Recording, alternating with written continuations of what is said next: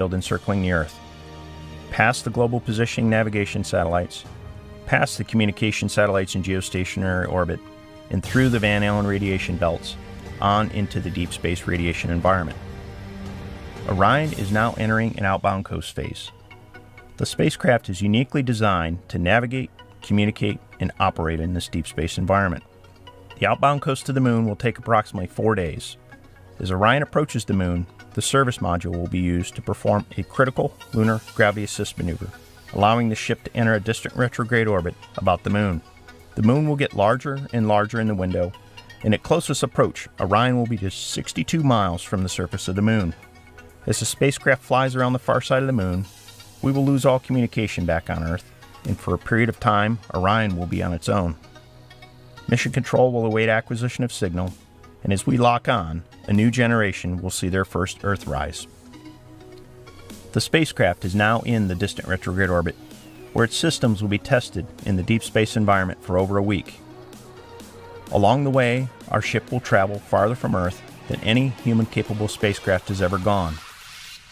At the farthest point, Orion will be some 1,000 times farther from Earth than the International Space Station, at over 270,000 miles away. Teams in Mission Control Houston and at Naval Base San Diego will prepare for Orion's return home, and the recovery ship will set sail for the recovery zone in the Pacific Ocean. Orion will exit the distant retrograde orbit with another lunar gravity assist and service module engine firing. Along the way, the trajectory will be adjusted to target the Earth's thin atmosphere at over 250,000 miles away and ensure precision landing in the Pacific Ocean following a direct entry. During the coast home, Orion will maintain the desired tail-to-sun attitude to optimize spacecraft cooling and maximize power production in the deep space environment. Another 4 days return coast home to Earth. As our home planet fills the windows of Orion, an important contribution from our European partners called the service module has done its job. The service module is jettisoned and separates. Following separation, the world's largest heat shield will be oriented into the direction of travel to prepare for entry interface at an altitude of 400,000 feet. At entry interface, Orion will hit the Earth's atmosphere traveling at a speed of 24,500 miles an hour and decelerate at up to 9 times the force of gravity. The heat shield will protect the spacecraft from temperatures half as hot as the surface of the Sun, approaching 5,000 degrees Fahrenheit. Orion will continue to decelerate, pass through the sound barrier, and announce its arrival to the waiting recovery team with a sonic boom. Following peak heating, a protective thermal cover that sits over the parachutes will be jettisoned. This begins a series of parachute deployments. The drogue chute deployment series is designed to stabilize and slow the spacecraft, and in a period of less than 20 minutes, Orion will slow from a speed of Mach 32 to 0 at splashdown. The 3 main parachutes will deploy and slowly unfurl and suspend the 22,000-pound capsule and allow it to gently descend to the surface of the ocean. After 25.5 days, and a total distance traveled exceeding 1.3 million miles, a precision landing within eyesight of the recovery ship. Following splashdown, Orion will remain powered for a period of time as Navy divers approach in small boats from the waiting recovery ship. After a brief inspection for hazards, the divers will hook up tending lines and a tow line. The capsule will be then towed into the well deck of the recovery ship, and once the capsule clears the stern gate, the gate will be closed, the well deck will be drained, and we will bring our ship home. We invite you to follow along at www.nasa.gov/exploration.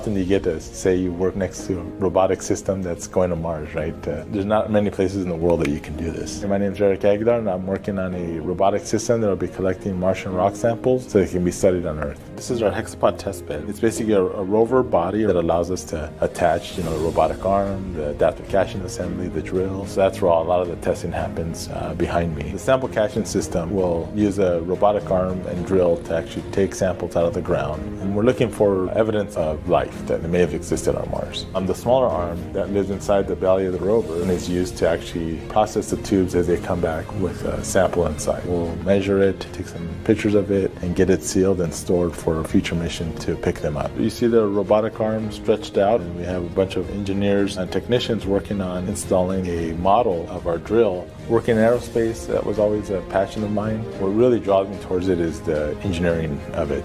Always working on something new and something that's never been done before. Finding those problems, getting them fixed, is really something that I enjoy. In 20 years, the children will be reading this in their science book, and I kind of cherish that.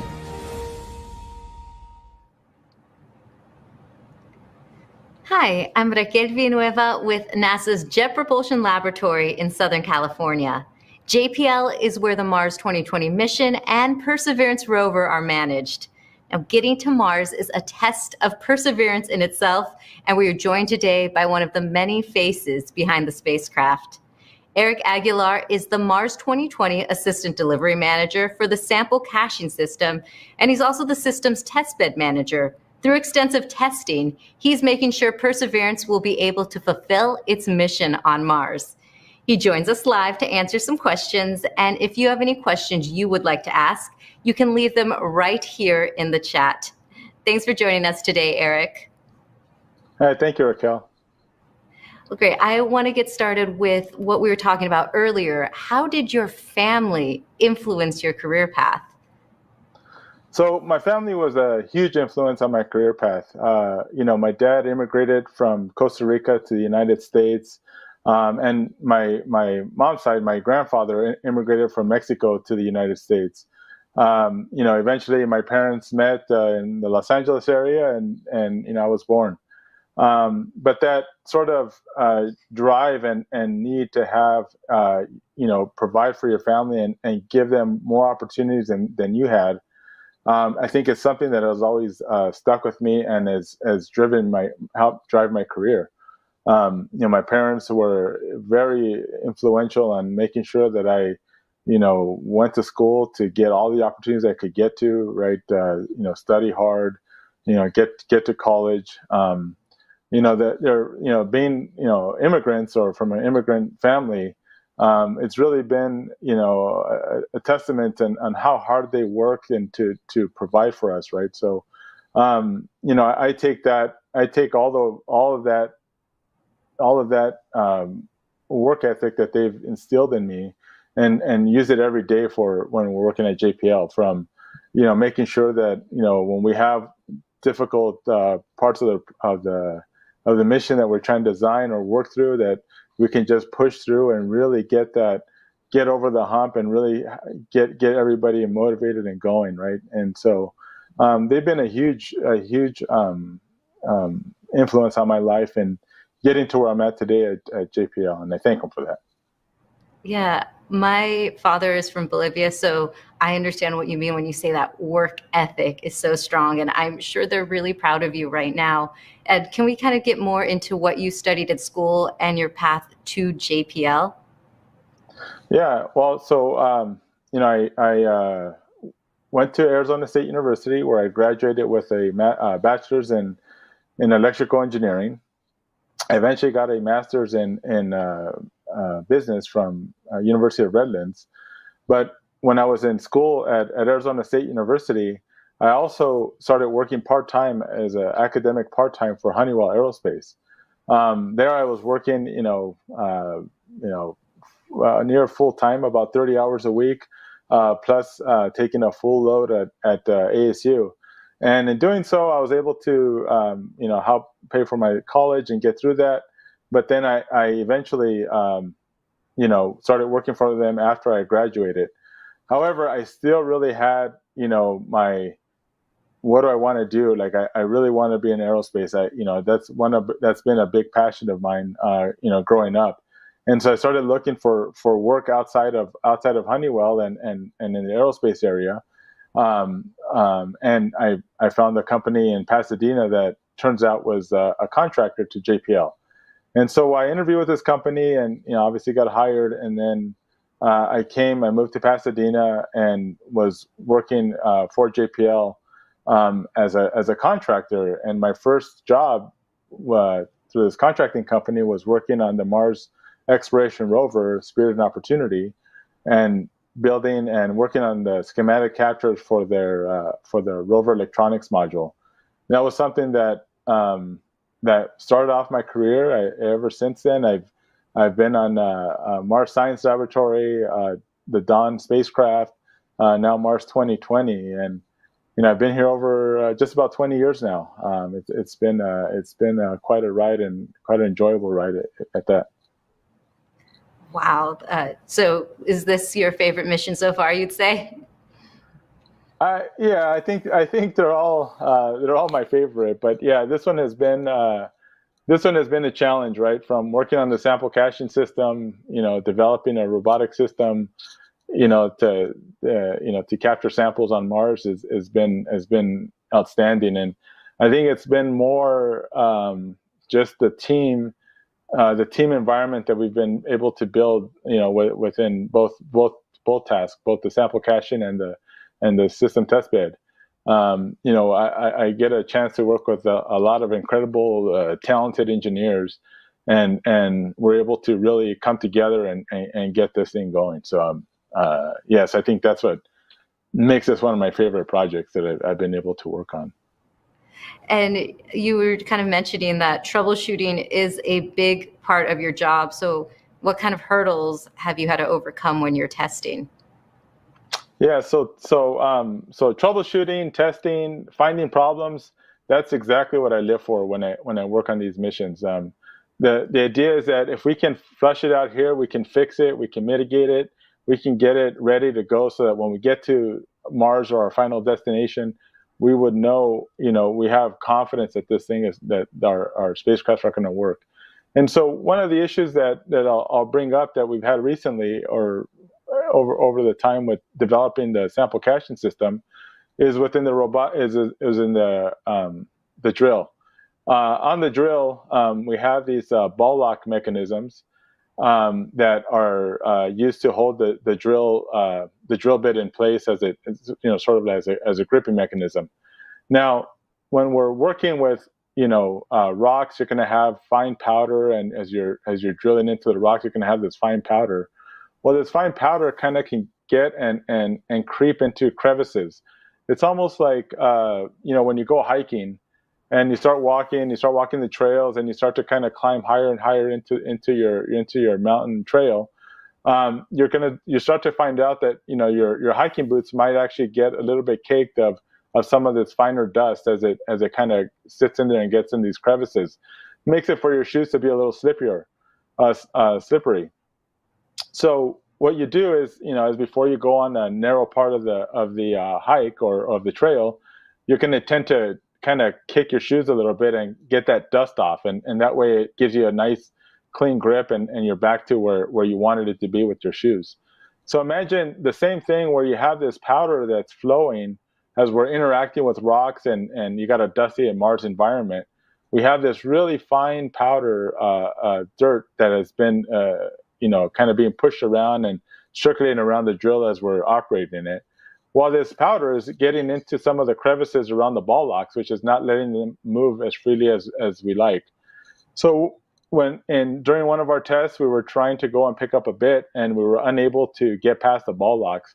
We eventually can show that if we push on it hard enough, it'll work, but we want to understand why were the ball locks not free as we would have liked them to be. So, we're able to break our chamber and break the chamber open and go and take a look inside. And as we look inside, we notice that there's this fine powder material around the ball locks, and we realize that we have a mitigation plan already that we can employ. One of which is we call the percussive cleaning. We bring when we get to Mars, one of the early things that we're going to do on the surface is to get the drill and do a percussive cleaning, which is using the hammer that's built into the drill to sort of shake loose any loose particulates that may have traveled with us from Earth to Mars and get it off the drill before we start trying to do any sampling. And then, so we decided that we're going to use that similar approach on the drill to help clear out any of this fine powder from these ball locks. And once we did that, we're able to get the ball locks to actually operate back into I'll say a clean state, and they moved freely again. So it was something that we discovered here because we needed to really interact with the rocks to see it. And it's now something in our repertoire to fix or to use while we're on the surface to help mitigate this issue. And someone on social media actually has a really good follow-up question to that. Abdul on Facebook wants to know, is the Martian ground sand or clay? It's actually a mixture, right? So there's actually a wide range of types of rocks that we interact with. There are clays for sure. There are some mudstones, which is more like a clay. Harder rocks. We also have regolith, which is just like a sand consistency that you might see. So we actually have a wide range of rocks that we have to be able to interact with and to take samples. So we've actually developed algorithms to ensure that we don't break the samples up too much as we're trying to take a core sample. So depending on how hard or soft the rock is, we'll change our spindle and our percussive frequency to adapt to the varying types of rocks that we might interact with. And Tracy on Facebook wants to know more about the samples. She wants to know, will Perseverance actually bring samples back to Earth? Right. So Perseverance is not the return mission. So our job is to actually go and collect the samples, whether it's a regolith, a sand material, or actual rock samples. Once we actually take the rock sample out of the ground, we'll then hermetically seal the tube. The tube will eventually be dropped off at a site where a future mission would be able to come and pick it up and potentially bring the samples back. But our job is to actually collect the sample and keep it hermetic and make it hermetically sealed for a future mission's return. Then Emily on Facebook wants to know about that. Will the collection techniques for Perseverance on Mars be similar to the way OSIRIS-REx sampled Bennu? No, it's a little bit different. So we're actually taking a coring drill to go up to about 70 millimeters deep into a core, into the rock, for instance, right? So we're actually planning on taking core samples out of the ground, whereas I think in the OSIRIS-REx, it's more of they do some ingestion of the sand around them where they landed, and it's more like a contact science there. Ours is to actually we will do some science ahead of time so we know which rocks we want to pick up and sample, but we're actually going to go in and take a sample out of the ground.